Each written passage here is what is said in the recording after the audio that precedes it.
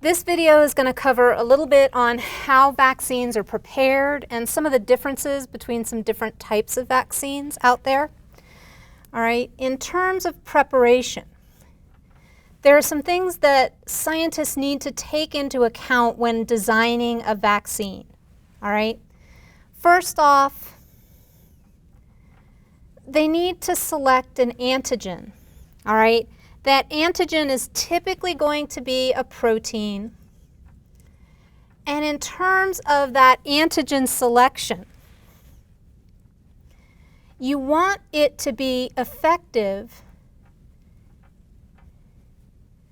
in generating an immune response. Okay? Because if you pick something that doesn't cause the immune system to recognize it, it's not a very effective vaccine, okay? So in terms of preparation, really the large bulk of research goes behind selecting the antigen for the vaccine, all right? That's where a lot of research is, okay? Other thing that you need to take in mind is going to be the administration of the vaccine or how it's delivered to the individual.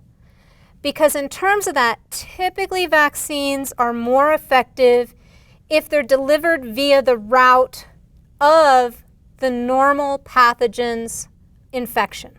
Okay? So in terms of the polio virus, which is an enterovirus, remember that goes through the digestive system. The oral vaccine associated with polio more closely mimics the disease process, okay? Likewise with things that are respiratory, okay? Injecting something into the nasal cavity is going to be more effective as far as administration, although people don't tend to like that one as so much, okay?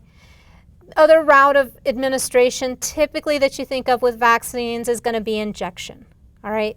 Injecting a vaccine is still going to stimulate an immune response, all right? And in terms of that, with vaccinations, you aren't necessarily getting better or more protection from something if you're exposed to it naturally versus artificially with the vaccination, all right?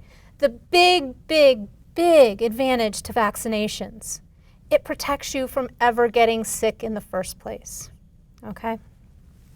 So with PrEP, we need to find an antigen, we need to administer it, okay?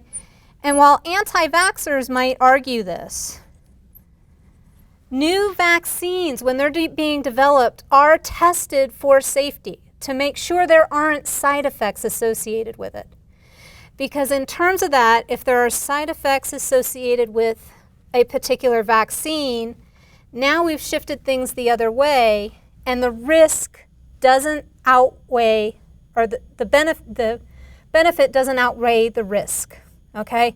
You've got a bigger risk than you've got benefit.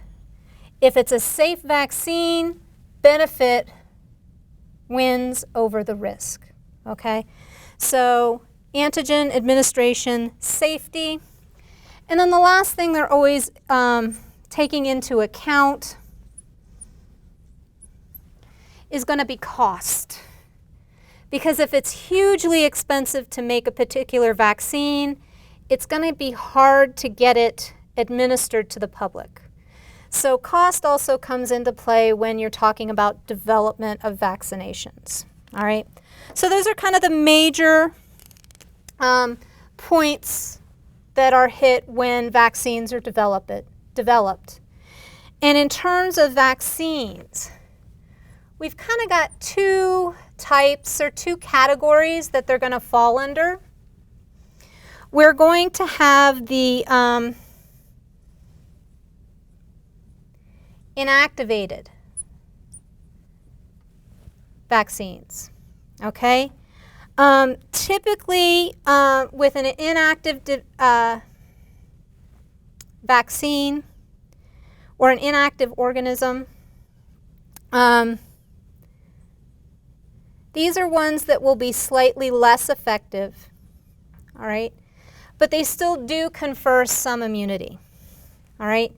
Typically, inactivated vaccines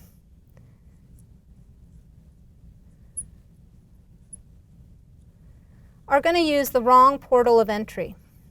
Okay? So in terms of that, that gets to administration here. All right? Inactivated vaccines, typically what we're talking about here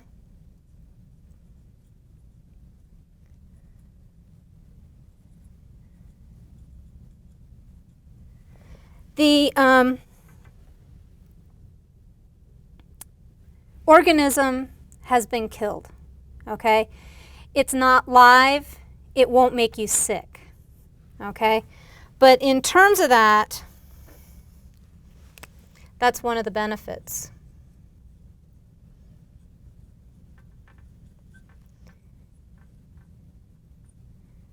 It's not going to give you the particular disease. Okay? So in terms of that, inactivated, the organism is dead, or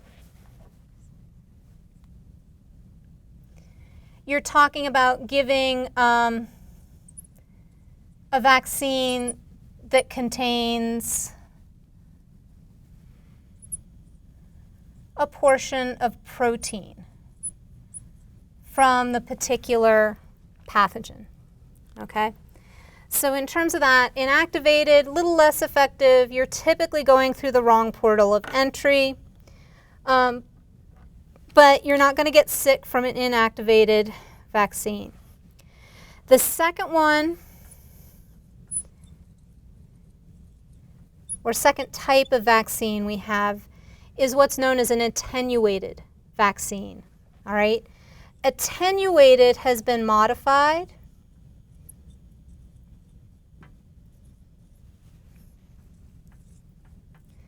so that it's no longer virulent. That virulence means it's no longer able to make you sick. All right? Typically with attenuated vaccines, this tends to mimic the actual infection more closely, which means you're more likely to mount an immune response to it. All right? The downside to this, at a very low rate, it can mutate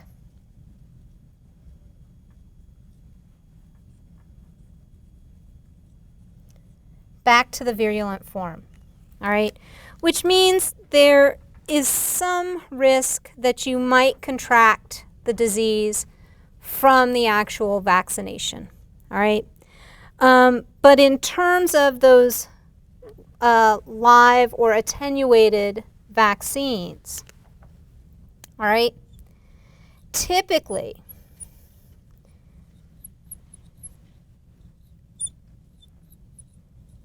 you only need one dose for it to be effective.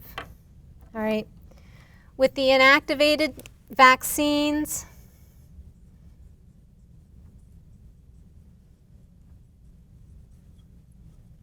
you need to have multiple exposures in order to really generate an immune response. Okay? So in terms of that, the attenuated vaccines tend to be a weakened form of the virus or the bacteria. It's still alive. You're talking about all the viral components, but it's modified so it's no longer going to make you sick. All right? This more closely mimics what happens in natural active immunity, okay? And it gives you a slightly better response. All right? Don't think that means I'm talking poorly about inactivated vaccines, because I'm not. These also result in protection from certain pathogens, okay? And in terms of vaccines, those are the two types I want you to be familiar with, all right? Know that in terms of research with vaccines, they are always improving. All right. The next video is going to talk a little bit about some new types of vaccines that are out there. But if you have any questions about this, please let me know.